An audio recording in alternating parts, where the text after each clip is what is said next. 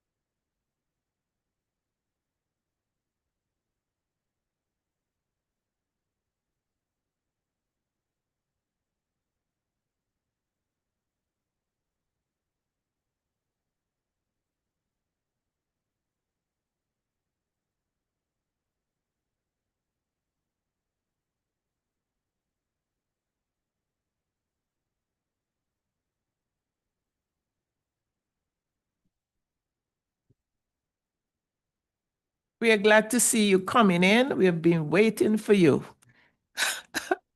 So we are going to start shortly. Glad to have everybody who made an effort to be here.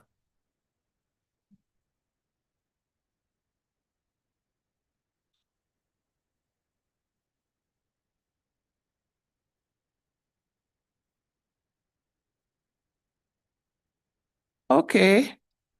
Good afternoon, everybody. Those who are here in person and those who are joining us online, we are glad to have you. You know what struck me about this side event is the amount of partnerships. Look at the screen. The Women Caucus partnering with all these groups. And you know what partnerships bring?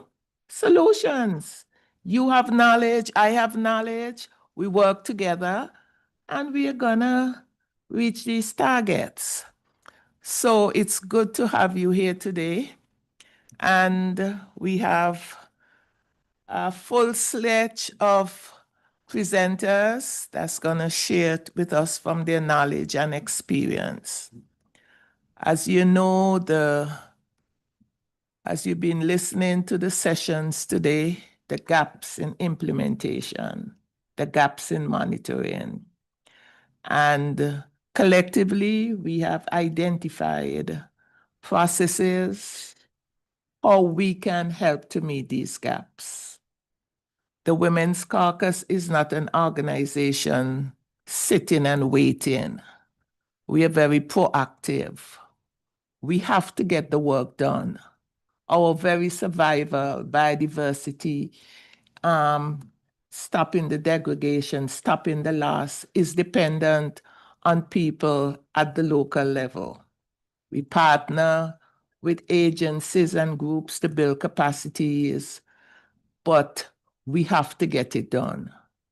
mankind, nature, our survival depends on our actions. So we are glad to partner with these different agencies to build capabilities, provide solutions. So today we're going to offer you something special, some new ideas, and at the end of the presentation, I'm sure you're going to have lots of questions. You want guidance. Maybe you want to share what you're doing in your country and how the partnerships can be strengthened. Because the Women's Caucus is in 110 countries. That's huge, 110 countries with over 900 members. And you know what that brings? Knowledge. And these are women who are willing, the amount of volunteerism, in-kind support. So we can make it happen. It starts with us, and we are going to push this process forward. So let me move on from here. Our first speaker who is going to set the stage is Melissa Descartes, and she's the Deputy Director of UNEP, WCMC. I've worked with her and some of her colleagues, and they on the ball. And we're glad to have you here, Melissa. Ruth, thank you very much. Share with us. Really appreciate that. Thank you. I should say, in the spirit of partnership, I'm actually here presenting on behalf of a colleague of mine. Thank you. I should say I'm here presenting on behalf of a colleague of mine who leads on the work around the Gender Plan of Action and gender under the KMGBF. But as Ruth said, my job today is to set the scene on how monitoring of biodiversity is done with a gender-sensitive lens, or how it should be done. So I'll talk about what needs to be reported, how it should be reported, what is actually being reported, and then very importantly, the gaps in that. So first of all, we have the Gender Plan of Action from 2023 to 2030 under the CBD. And there's an indicator for this methodology, there's an indicator and a methodology that has been developed to assist parties to monitor the national implementation of the Gender Plan of Action. And what we do is we really encourage parties to take up this indicator to apply it in that. I'll talk a little more about that and the midterm review of it a bit later. Then, of course, under the Kunming-Montreal Global Biodiversity Framework, there's sort of three layers. Everybody knows about Target 23. Everybody knows that in the monitoring framework, there are binary, component, and complementary indicators for it. And what is often not done is the sex disaggregated data for all people related targets. So beyond Target 23, national parties really need to be thinking about how women are integrated into implementation across the whole of the GBF. Then, of course, at the national level, trying to get Target 23 aligned indicators into national targets is also quite important. So this is really the different ways that gender can be monitored across the GBF. Next slide, please. So that talks about what can be reported. What is very important is how it's reported. And both the Gender Plan of Action and the Kunming-Montreal Global Biodiversity Framework talk about the meaningful participation of diverse women and women's group across the implementation. The second one is inclusion of women's knowledge and data into the monitoring, into the implementation, but also into the monitoring. And this means going across all of the different groups that work on implementation and monitoring, and really understanding the knowledge and the data from women and women's groups. This isn't an easy task, and I'll touch on that a bit later too. Thank you very much. The next slide, please. So the main source of evidence, so this is really what is going to be reported and where. So the main source of evidence is the national report. This is the primary evidence base across the whole of the Kunming-Montreal Global Biodiversity Framework, where countries need to report progress on national targets at each reporting cycle. This is really important, and this is where both the information for Target 23, but also on sex aggregated data needs to be reported. We need to be looking at a whole of government approach. So the reporting should include data that's gathered across all of the institutions, not just on the institution responsible for the CBD, but national statistical agencies, national and sub-regional levels, and that's really important. And then, of course, the whole of society approach. So including the knowledge and information from women's and women's groups. This isn't just about capturing the information that's obtained at the government level, but really coming down to the people on the ground and understanding how that information or what data is being collected. And then, of course, you've got the non-state actor reporting, which is equally important. And this is another area that governments really need to work with the non-state actors, as well as encourage non-state actors to report on the goals and targets into the ORT. Next slide, please. So what's the progress and what's the gaps? So most parties that have submitted targets have a national target aligned with Target 23. So this is absolutely fantastic. Some progress has been reported in the 7th national report, looking at women's equal participation in biodiversity governance and capacity building. But I'm sorry to say that the gaps are definitely larger. There's lack of gender-specific indicators and sex disaggregated data. Also, Target 23 is more than one component. There's a number of different elements of it, and there's weak coverage across the full scope of Target 23. So parties have only selected specific elements of Target 23 to be able to report. What is also coming out is that there's gaps in the gender-responsive design and implementation of national monitoring systems. So how can we obtain women's information in a monitoring system when we haven't asked women how they would be able to provide data into monitoring systems? And again, the limited evidence and reporting on the role of women's and women's groups. The non-state actor information currently is not visible. So this is something that really needs to be addressed. Next slide, please. So the implications for decision making. I think everybody who has worked in conservation on the ground recognizes that women use biodiversity, they access biodiversity, they are impacted by biodiversity loss, they're impacted by biodiversity policies in very different ways to men. If we don't have that information in our monitoring and reporting, then we're going to have less robust policies that make sure that biodiversity is not being degraded. Integrating women into monitoring ensures that we have the data for appropriate policy responses. So that's just what I want to leave you with. It was really a whistle-stop tour of the scene where we stand right now. Thank you. Thanks for setting the scene. You provided a lot of realistic ideas and thoughts that are really accurate. That's really what's happening. You set the stage for us. And by setting the stage now, we know where the gaps are in monitoring, in implementation.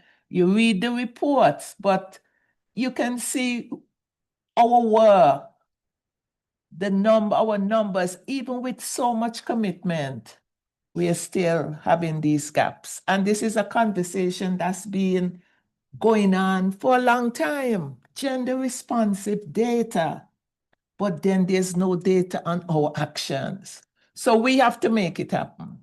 And as I said, the Women's Caucus is not going to sit down and wait. We are taking actions, and we want every woman across the globe to get involved in your community, in your home, with your stakeholders. You know, get on board. We are here to help each other. By partnering, we are going to be strengthened. We're going to get knowledge, we're going to get awareness, and we're going to get the process moving on. At this time, we are glad to have a video presentation from Miss Maria Lopez Sincal. She's a from the government of Guatemala, the gender focal point. We are sorry she's not here with us, but her words are going to come up strong for us. Thank you.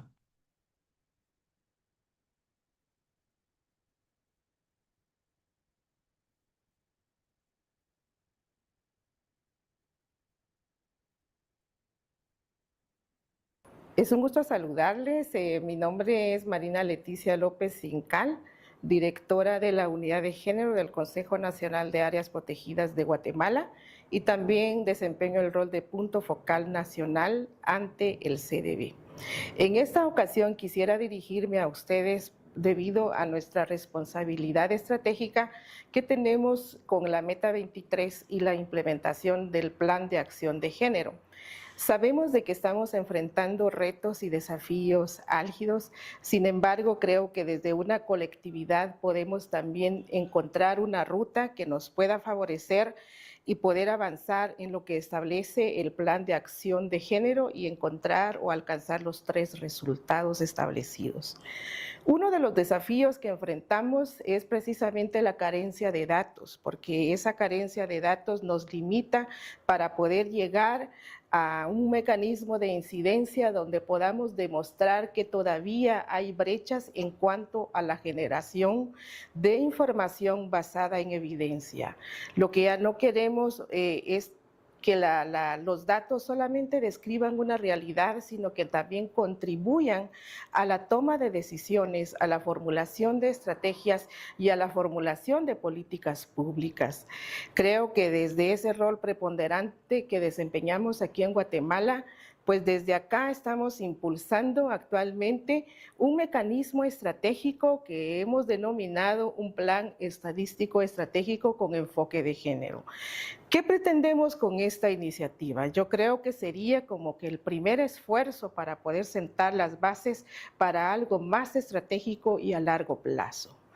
Pese a que han habido avances en el tema de la igualdad y equidad de género, sin embargo, todavía necesitamos unificar criterios. ¿A qué quiero llegar con esto de la unificación de criterios?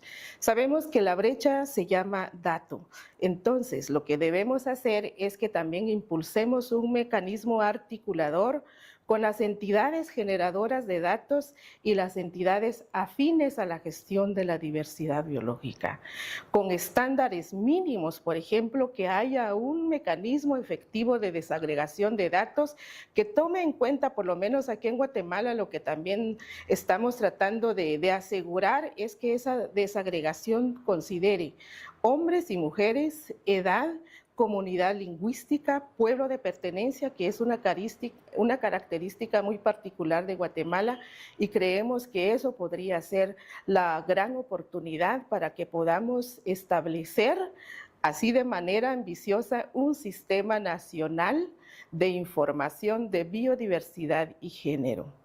¿Quiénes podrían conformar ese sistema nacional de biodiversidad y género? Las entidades ambientalistas. Lo que no queremos es que se dupliquen esos esfuerzos o que hayan mecanismos aislados, sino que ese sistema recopile esa información y se pueda utilizar para los diferentes fines que nosotros necesitamos para demostrar evidencias del aporte de las mujeres, de los pueblos indígenas y de las comunidades locales y su forma efectiva de manejo para la conservación y protección de la diversidad biológica. Esto pues se traduce únicamente a una brecha que se llama interoperabilidad, o sea que si nosotros logramos la integración de un sistema nacional, esto vendría a minimizar estas brechas que no nos permiten demostrar, y por eso es de que la toma de decisiones todavía deja al margen a un colectivo que está muy entregada a la gestión de la diversidad biológica. Con esta iniciativa creemos que desde Guatemala estamos impulsando algo estratégico y algo profundo, algo de raíz que no solamente atienda algunas acciones específicas, sino que haya una plataforma en donde se pueda ver que las instituciones están articuladas que están en sintonía y que también están contribuyendo a los objetivos, ¿verdad? De lo que buscamos también con este nuevo marco de Kunming-Montreal, y que también la visión y la misión establecida se pueda ver reflejada de una manera colectiva. Creo que para Guatemala este es una iniciativa que va a dar mucho soporte a las actividades futuras, ¿verdad? Y las actividades ulteriores de estas negociaciones que se están haciendo, y pues con mucha satisfacción queremos compartirles de que estamos dando pasos, pero queremos dar pasos más agigantados y estratégicos. Para Guatemala, avanzar con estos mecanismos de igualdad y equidad de género realmente es un compromiso real, y por eso desde acá, desde la Guatemala megadiversa, les deseo muchos éxitos y que alcancen los objetivos deseados en esta reunión del órgano subsidiario. Saludos cordiales para cada una. Thank you.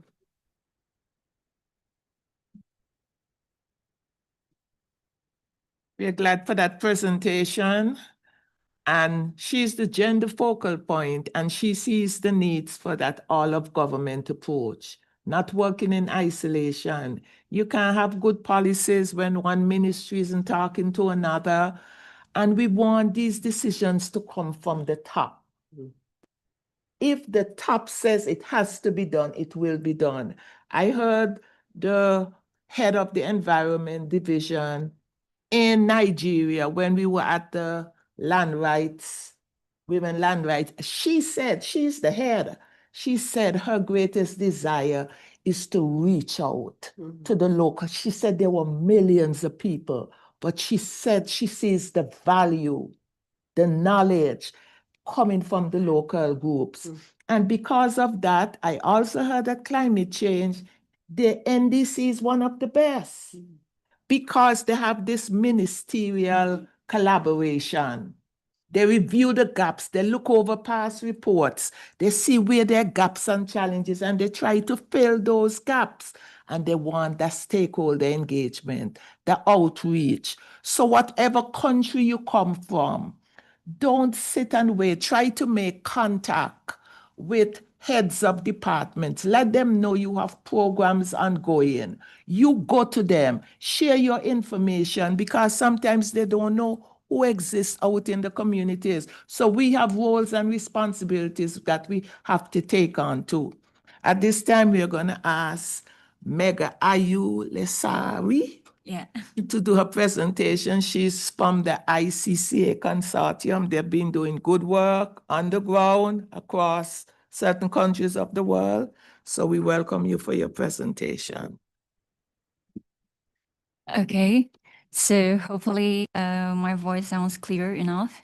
But yeah, good evening, everyone. I'm here representing one of the local communities as well, Indonesia, because my dad came from the eastern part of Indonesia, which is Maluka province.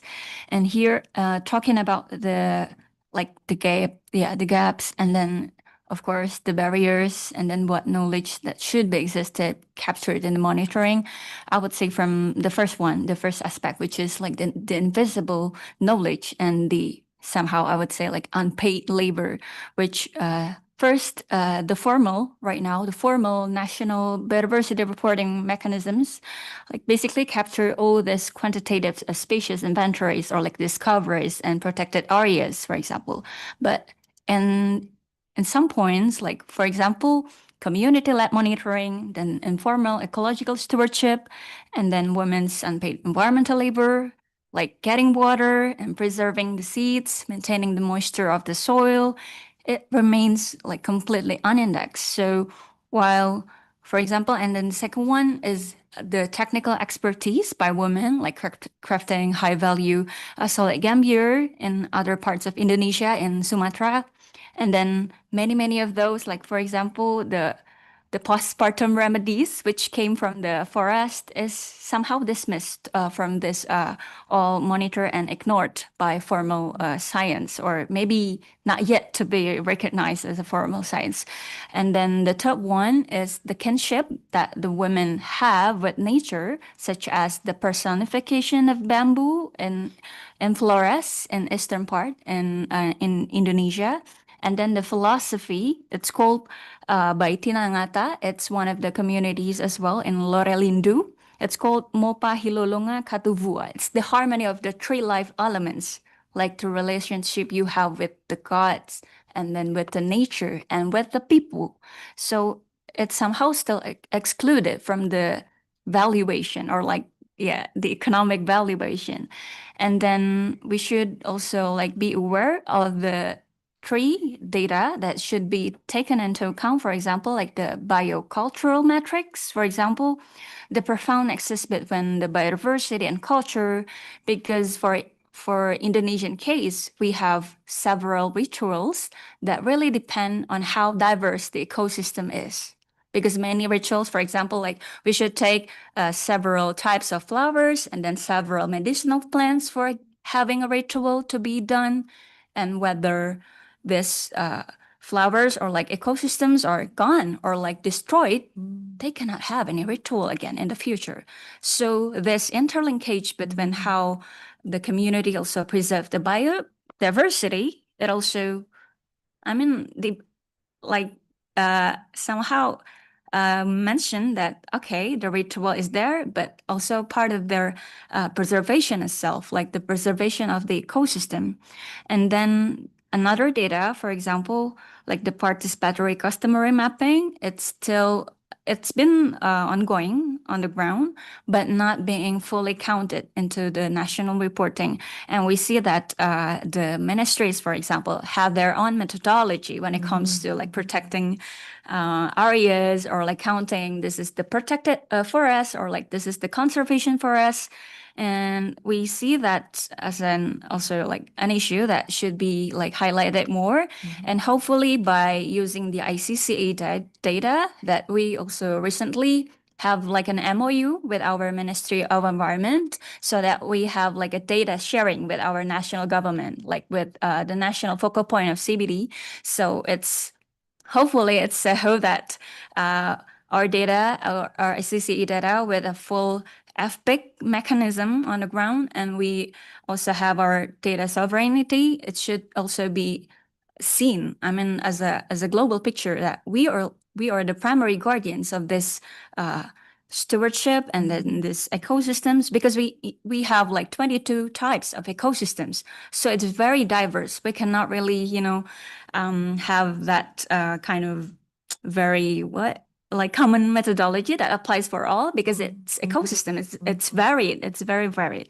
And the existing barriers that we face, of course, the patriarchal bias, and then the exclusionary spaces. Because, for example, when it comes to projectile development or like FGD, there's not really focusing on, for example, like the women's space only, where women can freely express their opinion, express their data, or express their concern, for example.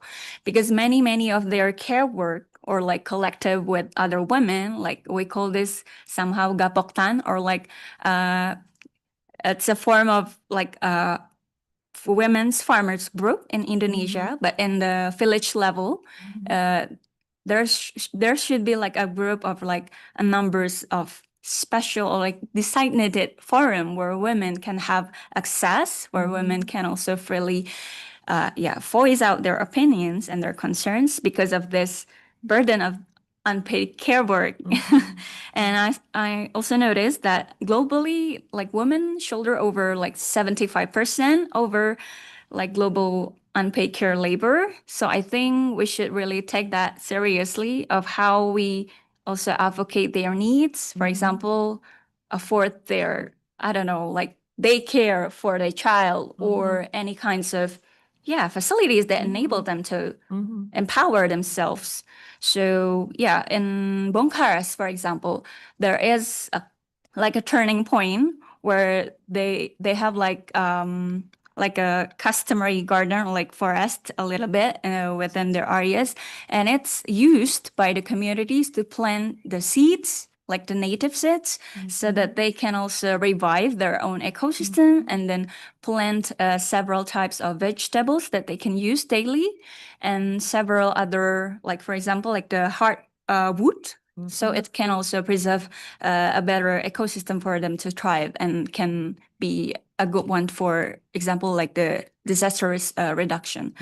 So yeah, I think in that particular villages from the eastern part or like west part of Indonesia in Sumatra, we can learn many things, and we can also be aware of that risk of leaving them behind, because there's not enough amount of focus groups discussion that's designated for women.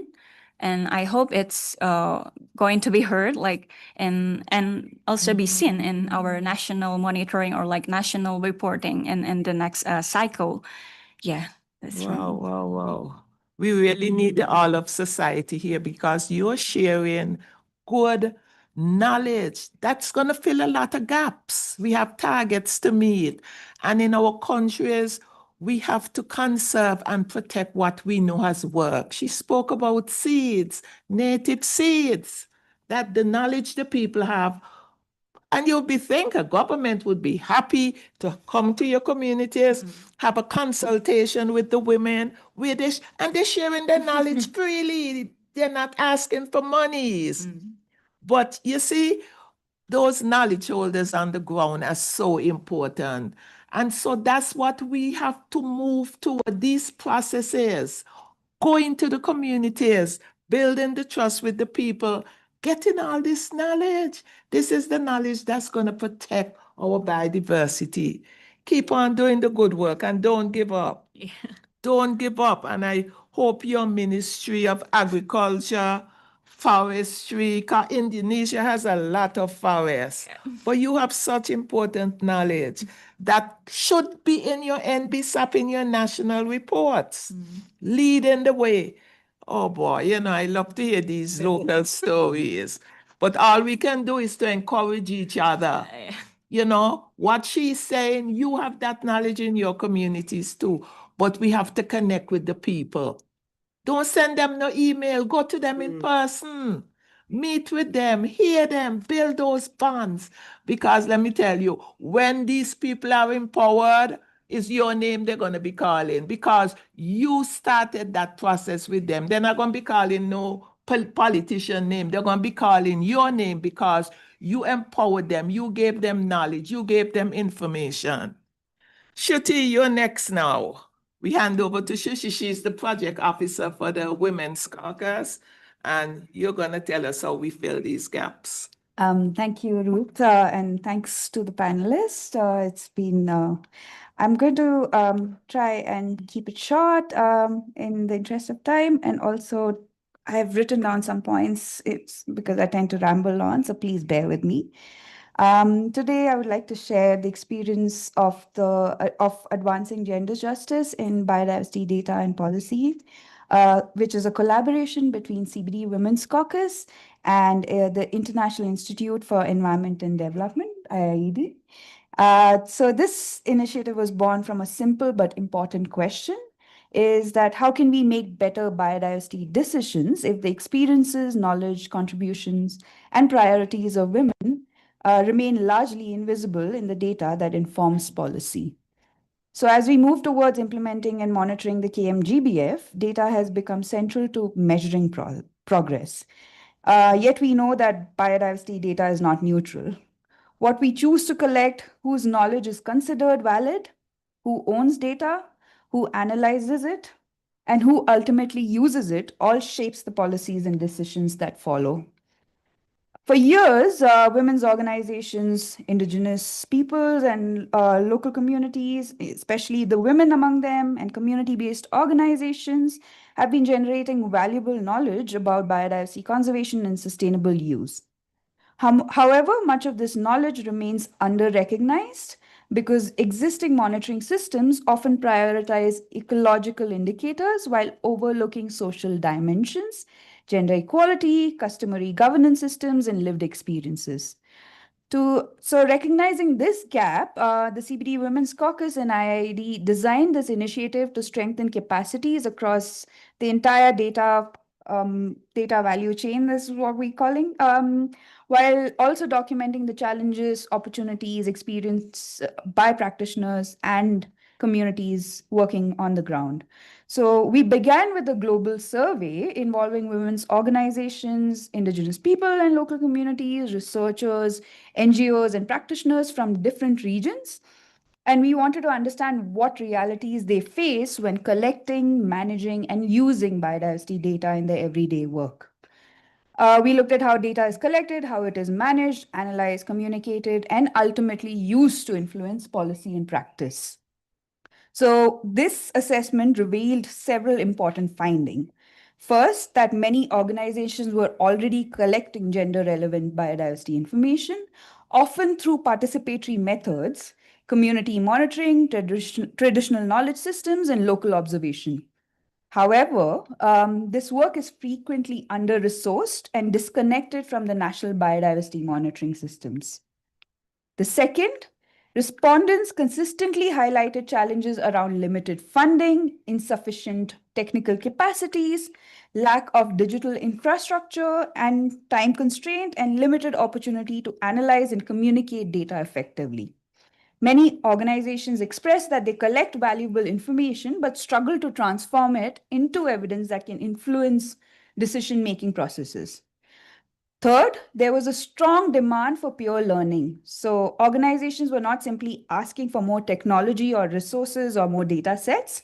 They wanted opportunities to learn from one another about practical methodologies, ethical approaches, participatory data collection, and effective communication strategies.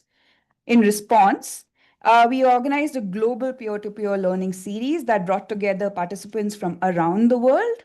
And this series covered the full biodiversity data cycle. So we looked at what is gender responsive data collection, what is how do you manage and analyze that data once you've collected it?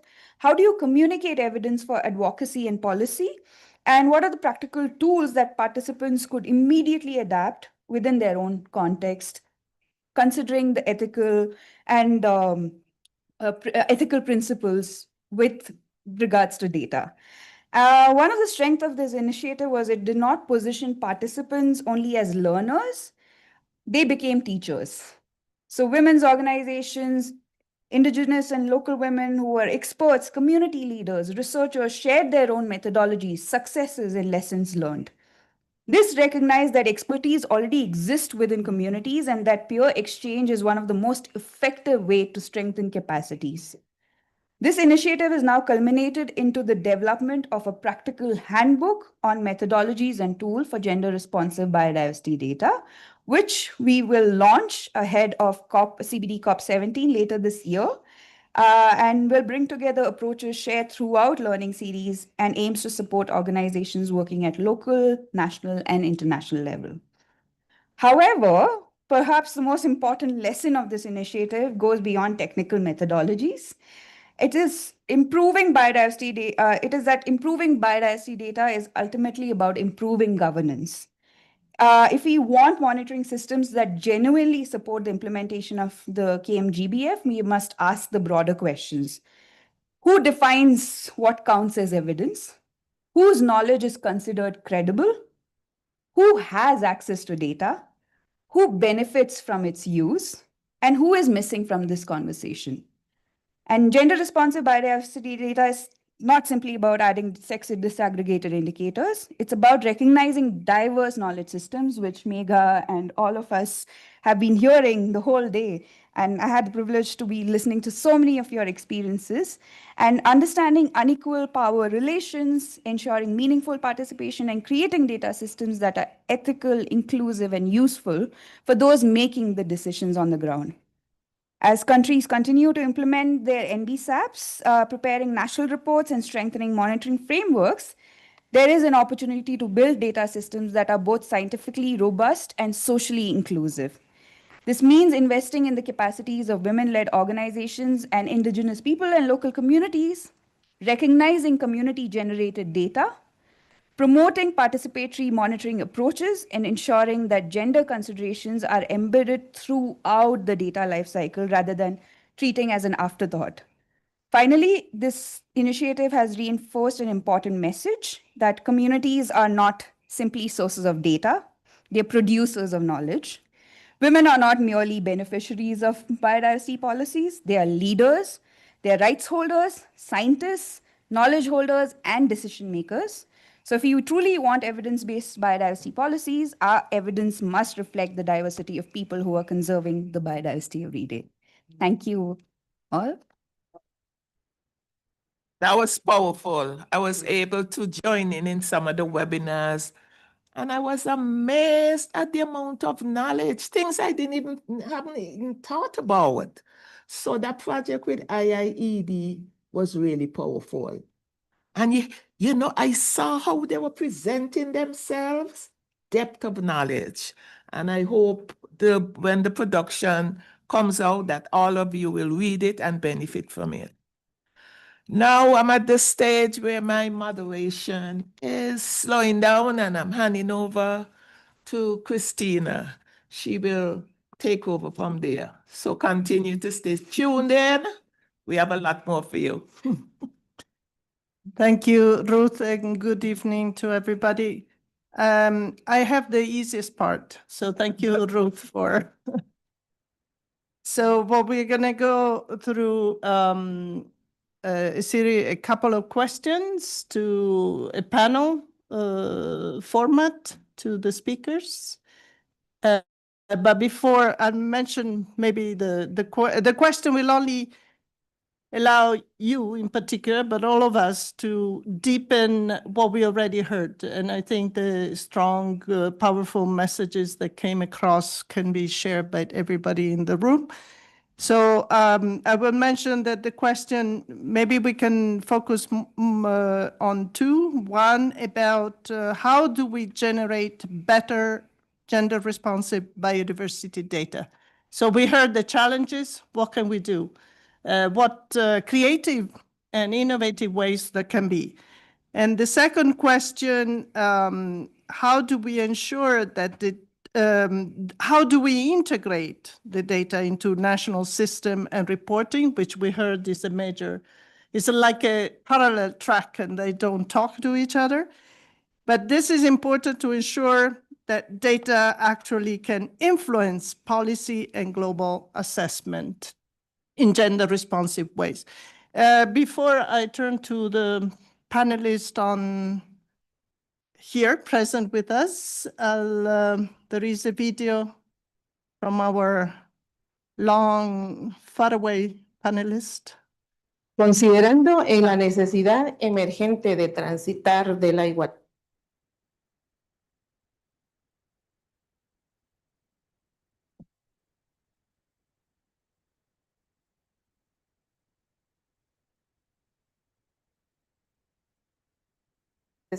emergente de transitar de la igualdad de jure a la igualdad de facto, pues también aquí desde Guatemala estamos haciendo los esfuerzos por alcanzar de manera exitosa la meta 23, en donde enfatizamos la igualdad de la mujer y las niñas en todas sus etapas, y también el plan de acción de género. Desde esa mística de poder avanzar, lo que necesitamos es dejar o paralelamente a los esfuerzos individuales, es importante también los esfuerzos colectivos. Y por eso es de que desde acá, Guatemala, Comunidad de Género, estamos ahorita en actividades preparatorias para establecer una red de mujeres que hemos denominado Mujeres Gestoras de la Diversidad Biológica y las Áreas Protegidas. ¿Cuál es el objetivo de esta red? Lo que queremos es aportar al Plan de Acción de Género y alcanzar los 3 resultados que se enuncian en ella. El objetivo de esta plataforma es que también podamos conectar mujeres de varias comunidades, en el caso de Guatemala, de varios departamentos, con sus distintas experiencias, sus conocimientos, para que se articulen como una plataforma plataforma, que puedan tener la capacidad de liderar, de mentoría ambiental, por ejemplo, de educación ambiental, de procesos de formación y también un mecanismo de incidencia política para que trasciendan esas acciones estratégicas que se puedan tomar en cuenta y sean consideradas en políticas públicas, estrategias tanto nacionales, institucionales y los mecanismos comunitarios, que es ahí donde queremos llegar con esta plataforma. Esperemos de que también hayan otros países que vayamos impulsando estos mecanismos estratégicos, porque solo así podemos garantizar el cumplimiento de los compromisos que hemos asumido ante el CDB. Así es que mis apreciables personas como que fungen, que tienen el rol de puntos focales nacionales, exhorto para que esta iniciativa pueda trascender con nuestro trabajo comprometido por la igualdad y equidad de género. Muchas gracias. Thank you for this video and for this testimony. And clearly, we can now talk about gender responsive data or data system without the knowledge producer, to use Shruti expression, and particularly women. So it's a matter of live data and experiences, knowledges, and stories. So maybe I'll go back to the question for the panelists here. And I was also reminded that there is a QR code there. So if anybody in the audience would like also to contribute their knowledge, their perspective, and their views, can do so. It's another way to be participatory and inclusive. But let me go back to Elisa. So if you like, keep it to the first question on how to better generate gender responsive data, methods, tools, new approaches that you think could change the way things are, the data are being collected now. Thank you so much for that. And I'm fearful of the word innovative, because I think that it's a lot of the tools that are actually existing. What we need is them to be taken up. My two colleagues and our colleague from Guatemala have said the most powerful information. So the question is, why is this not changing? And so I can't point to any specific tool other than that we need governments, and I'm not sure how many parties are here today, but we need governments to invest in women's groups, to reach out to the CBD's Women's Caucus, to work with them, to reach out to local women's groups, to ensure that when they decide on indicators, when they decide on what to ask, because if you're not asking the right questions, you're not going to get the right information. Find out what needs to be asked to generate the right information. And I think, but we need governments to do that. Ruth said a very powerful point, that it needs to be done from the top. And I say from the top in parentheses. But the governments have got to mandate this. They have got to invest in this. So sorry, I can't say anything innovative. I just opened the space in case you had, but good point about we need to use what we have and make good use of it. And also you mentioned something about right question, which is a strong reminder, and it's also right question to the right person, right? Okay, very good. And sorry, what I was trying to say is that we're not going to know what the right questions are unless we ask women what those questions are. So that is what I was trying to emphasize. We won't even know what to ask if we don't ask the right people. Perfect.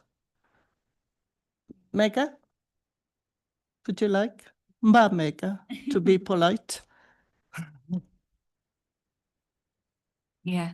I think, of course, from the perspective of a methodology, there should be like a groundwork thing of this methodology, because, for example, we know that many emerging, for example, like the transdisciplinary approaches and then participatory approaches, it's like an important tool where we can also bridge the formal botanical and ecological sciences with traditional methodologies or like social humanities. So a concrete example is the Women's Living Space Exploration, or in Indonesia we call it Jelajah Ruang Hidup Perempuan. It's a participatory mapping of women's activities across gardens and small forests and the fields, and collaborative transact walks throughout, like walk in the woods. So it's conducted with and by and for grassroots women in Bungkaras village, North Sumatra province. And it's important for us to really know what they are also seeing as an important, as an essential. So it's in line with what the governance should really have a deeper look on how to preserve and how to maintain in a sustainable ways. And for example, like the metrics, there are also many frameworks that we can also look into, like for example, the biocultural thing, because the exclusivity of plant use, for example, within the indigenous and local cultures, it's not really seen in the publications, or like, at least from my point of view. But there should be like a format of like this framework to be more bioculturally grounded within the communities, and also using that indigenous or like local language, so that we know, okay, this is probably the indigenous or like local languages, and then what are the Latin or like form of it, like the scientific name of it, and then we can further explore and further know what we have on our ground. Thank you. Oops, sorry. Thank you, Mbak Mega. And again, methodology already exists, but those are the one invisible and not seen. So how can we enliven and integrate them? And but Shruti, it's your turn. Well, I'm gonna say the same thing that Mega and Melissa said, and echoing, it's just that we need to move beyond treating gender as an add-on and integrate it across the entire biodiversity monitoring cycle. So this means when designing these monitoring frameworks, to combine ecological and social indicators using participatory and community-based monitoring methodologies, that and examples that Mega shared is incredible, and something that we could also look at even within our own national context, and ensuring that metadata captures variables such as sex, age, indigenous identity where appropriate, tenure arrangements, and governance roles. We also need to recognize community-generated data and indigenous and local knowledge as complementary evidence that can strengthen national monitoring systems, while ensuring that data governance follows principles of FPIC, equity, and data sovereignty. So those are some of the things that could definitely make this gender responsive. Great. So we have all the answers to how to do that better. But the second question is even more strategic and important in many ways. How do we integrate this into national systems, national database, and national reporting? And how do we do that in order to influence and advocate for gender-responsive policies, better decision-making, biodiversity, and policy-making? And I think, if I may, before I give the word to you, Melissa, the example from Guatemala, I don't think we have another video, right? It was quite telling and quite powerful, and both creating a strategic plan, a strategic statistical plan. I think that's quite innovative, but also creating a network of managers of biodiversity, women manager biodiversity, so connecting the data, the knowledge with the knowledge producers, holders, and so on. But the word to you, Melissa. Thanks very much. And here I think it requires action from both sides. So I'm going to speak on what I think the parties need to do. And then, because I think we've got a lot of non-state actors here, I'm going to talk about what can be done by people in the room. So from a party point of view, the word is what Ruth mentioned, partnerships. So an example from Namibia, which is specific to community data, not to women's data, where the government, in partnership with NGOs and most importantly with the local community rights holders, have developed a system where in the 100+ conservancies they have, the community's data, which is done basically in pen and paper. The community guards go around and gather data. That is fed up into a GIS database, which then gets fed up into a State of Conservancies national report. And that is the sort of thing that we need governments to do, to convene these partnerships, to convene multi-stakeholder workshops, to make sure that non-state actors are actively engaging women, and that this all feeds up from the local level right into the national level. But that requires somebody like the CBD focal point in Guatemala. And unfortunately, that isn't always the case.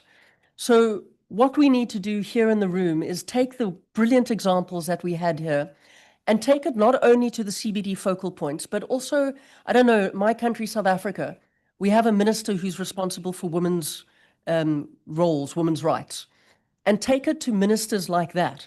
This needs to extend beyond the CBD. We need to get other government ministers advocating with the environmental government, other focal points engaging with the CBD focal point. We need to, I mean, I'm sure you're all doing this, you must be tired of people saying this, but identify yourselves to the government.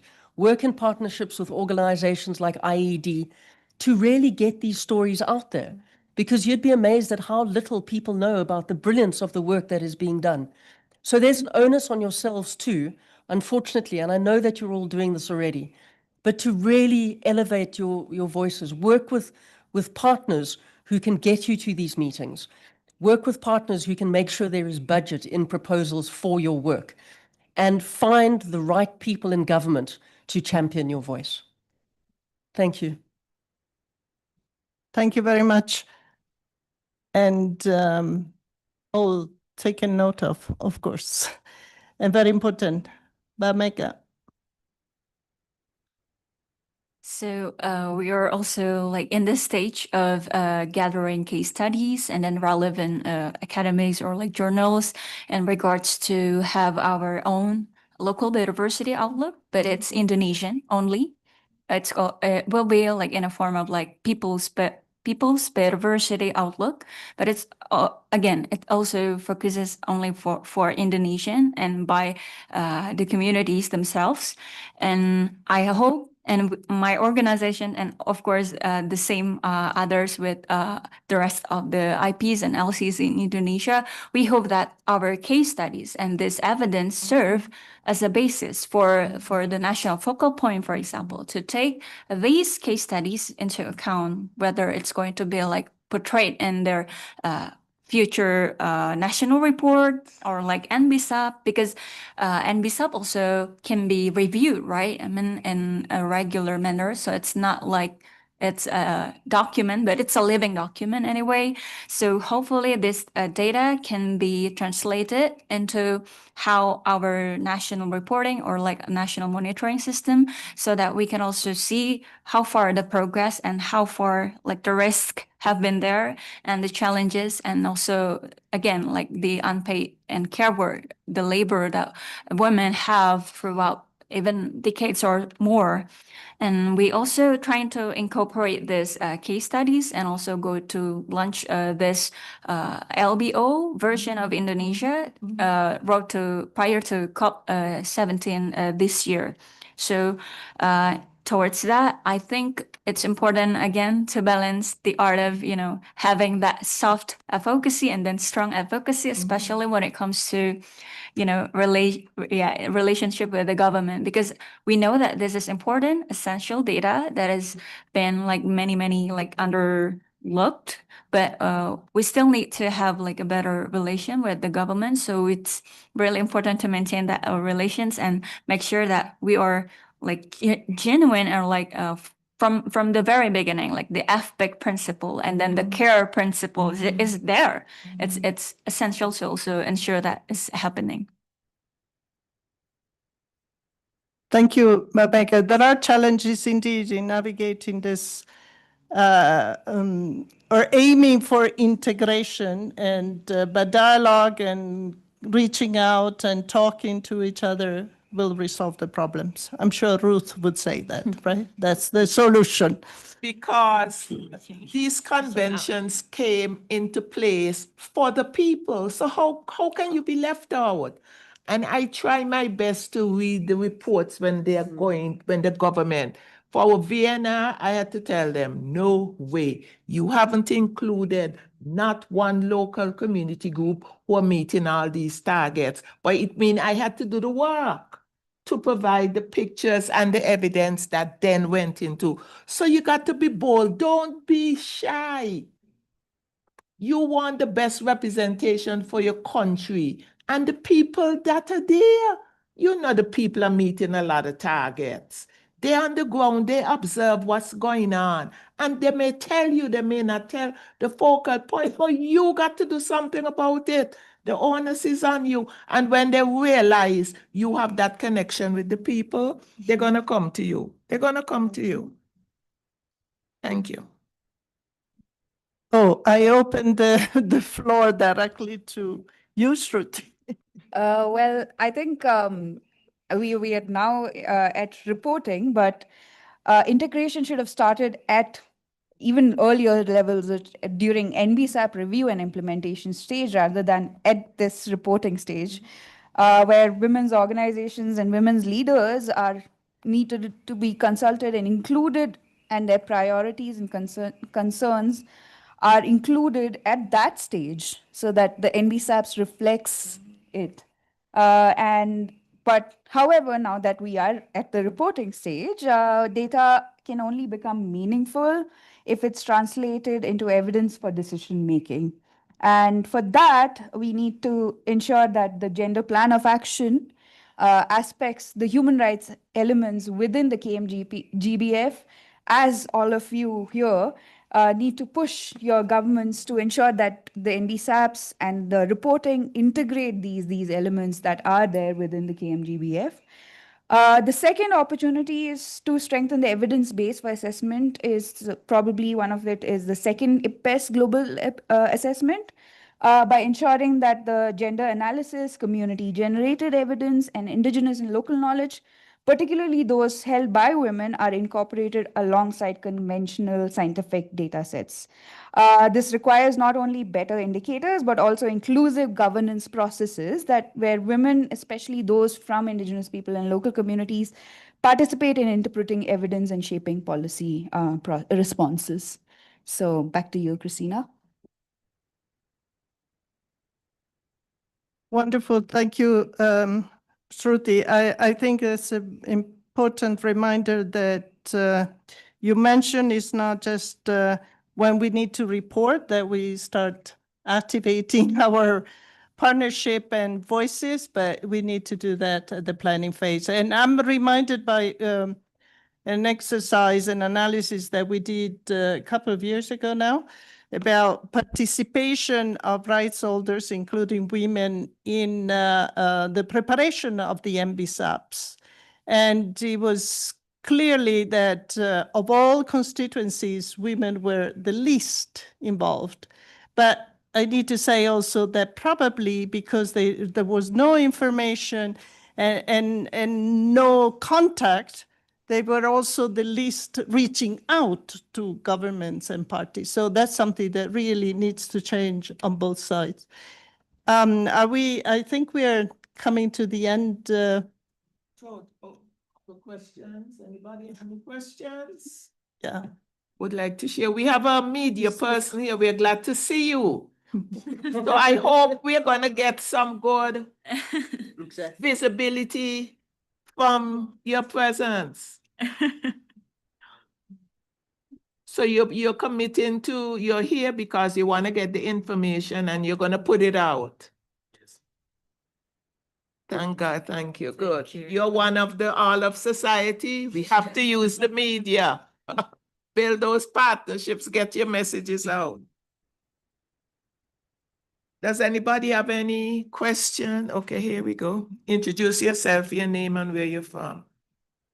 Hi everyone. My name is Michelle Paris Mudibatanda. I'm a Kenyan. I am the student coordinator of IUNCBD and also the founder of Tendet Foundation, a youth-led organization that works with women, not women, indigenous peoples, local and traditional communities. Relevant to this discussion, I just have more of like a comment or a statement or a food for thought. When it comes to ensuring that we can, achieve gender responsive biodiversity data, or even just in general, considering we work with communities, just rights holders kind of responsive data. One of the things that the biggest challenge we faced working with communities is that resources is an uncomfortable topic to discuss, even with parties that are supposed to be assisting us, like the government, like, different civil societies who are supposed to be coming in. When it comes to non-monetized resources like spaces or like some maybe books or slight resources, that's a non-issue. Like, you'll get that. That'll be so easy to get. But when it comes to purchases or things that require, the monetary input, it becomes a very awkward, moment, and that's where the partnership starts getting distorted. And I think we need to normalize this kind of conversation so that when it is important for it to come up, we stop thinking of it like, you start feeling like maybe they're imagining you want the money, or you're chasing money instead of chasing impact or something like that. It becomes really uncomfortable to approach these issues. So I think we need to really put it into consideration that we do need to financially, input into these activities. So that's one thing that, we need to really, yeah. Governments, they do get help from organizations, the Jeff, and so why can't they include us in these multifocal projects, Okay. Thank you. Yeah, I'm just thinking, reflecting on the discussions that were happening downstairs this morning and this afternoon about the global review of implementation and the challenges that so many parties were raising about reporting against the indicators that are in the current monitoring framework. But it really struck me that we don't have to be limited to the monitoring framework in terms of what goes into the national reports, and that there is a section in the online reporting tool where all organizations outside of government can upload information about things that they've been doing. So I was really struck, Melissa, by your comment that we need to take it upon ourselves to also put ourselves out there and not wait for governments to come along and ask for data, because they're probably never going to, and they're struggling enough to report on the things that they have to report on. So maybe there's something that the Women's Caucus and others can do in terms of making that part of the online reporting tool as easy as possible for us to upload data and just inundate it with data that's collected from women's groups, from community groups. And then, if there's a lot of stuff in there, it can't be ignored. But apparently, again, looking at the global review, they looked at what was included in that sort of civil society part of the online reporting tool. And much of the thousands of submissions were, there was nothing in there. There was just the name of an organization, but just blank submissions. So there wasn't very much that could actually be, of the thousands, I think there was something like 80 submissions that could actually be used. So maybe that's a task that we could give ourselves collectively to see how we could somehow, I don't know what it is, I haven't looked at that bit myself, but see whether there's a problem with the tool or whether there's a problem with reporting, or just make it something that we can seize and use for our own purposes.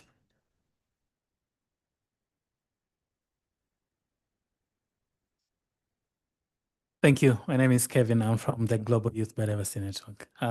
Interesting conversation. And I think women, youth, IPLCs all have a shared problem when it comes to indicators and means of verification and inclusion in reporting in general.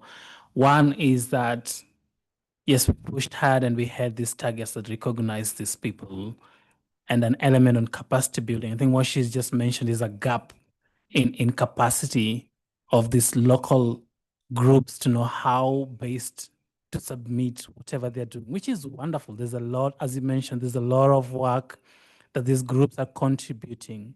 We should count, but somehow it's not.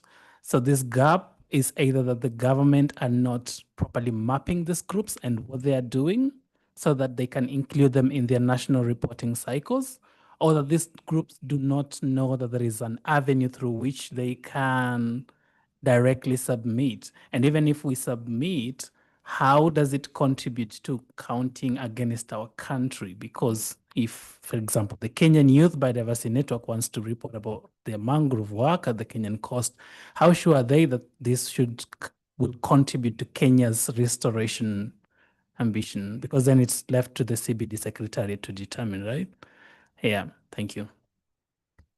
If I may, Ruth, sorry, just a reminder that it's already 7:30 and there is a contact group starting. So maybe some of you want not to abruptly interrupt. That's part of my role too. So I apologize for that. But I think to be fair to everybody. Yeah. And we can continue this conversation at any time. And thank you very much to everybody. To do the vote of thanks. To thank everybody. Oh, you do it, Ruth. We partner on Thank you this. for coming. And I hope this is not the last time. Let's connect, man. I in my country can, connect with you, offer some guidelines, offer some whatever capacity I have, Networks are so important. And let's work together. We're not going to be proactive. We're not going to sit back waiting. Exactly. We are going forward. The future depends on our actions. And I thank Amelia, the CBD caucus, the partnerships. Group picture? Okay, Well, all right. well. With everybody. We're going to take a picture. We can. There? Oh, yeah. Can we go in front of the screen and take a group picture? Thanks, Melissa. No, it was great to see you, really. Always great to do things with you. Well, your organization herself doing so much.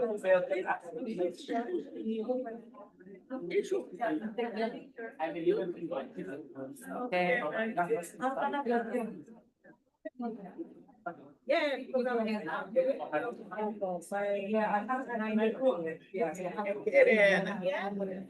hear that?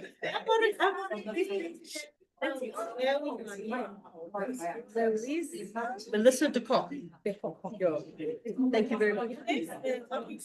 No, you have World Conservation Monitoring Center. Let me write this follow. It is World. Oh, sorry. wow. Yeah. So my handwriting is terrible. It's okay. It's very, very.